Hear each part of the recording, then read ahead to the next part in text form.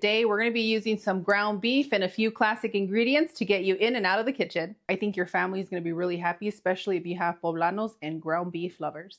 So go ahead and place your burner on a medium heat, and you're going to need to add a little bit of olive oil. Next, you're going to add butter and chopped onions.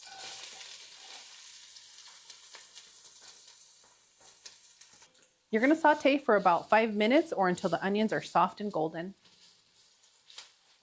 Once your onions have softened, you're going to add your garlic, ground beef, salt, pepper, crushed peppers, and Mexican oregano.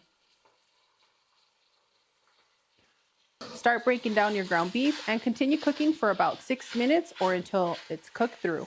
Our beef is just about cooked. I'm going to place our burner on high because we're going to add the water and we need that to come to a vigorous boil. So we're just going to let our pot know it's about to get really hot in here.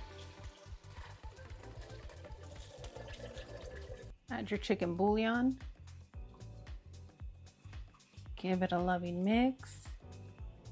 And we just want to achieve a vigorous boil. Once your pot is roaring, go ahead and add your potatoes and continue boiling for 12 minutes or until you can pierce a fork through the potatoes. I'm going to go ahead and place my burner on a medium heat. I'm going to put a lid on it. We're going to continue cooking our potatoes for 12 minutes or until you can pierce a fork through it. That just means that your potatoes are ready. Time to check our papas.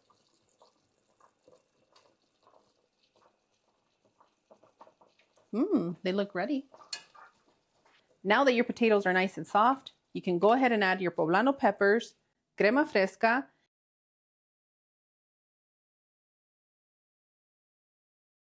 and bring it to a light boil.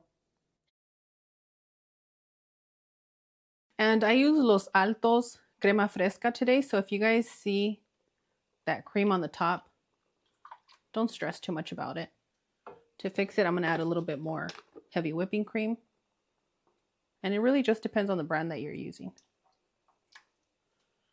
That was about half a cup of heavy whipping cream. See? And there's nothing wrong with your cream being that thick. That just means that it's extra good. Now I'm just going to let all the flavors come together and I'm going to continue on a soft boil for another 8 minutes. And all that on top is our delicious butter. So if you don't want too much fat in your soup today, you can go ahead and remove it. And I do have someone eating with us today that's a selective eater, so I'm just going to do what I have to do. Look at how beautiful it looks. It looks like marble. Mexican poblano pepper marbling. So if you guys taste it and you need a little bit more chicken bouillon or a little bit of salt, go ahead and adjust. But it's pretty light. It's delicious. Just got a few more minutes to go, so hang tight. Perfect. Now you can turn your burner off, sprinkle some cilantro, and we're ready to serve. It's that easy.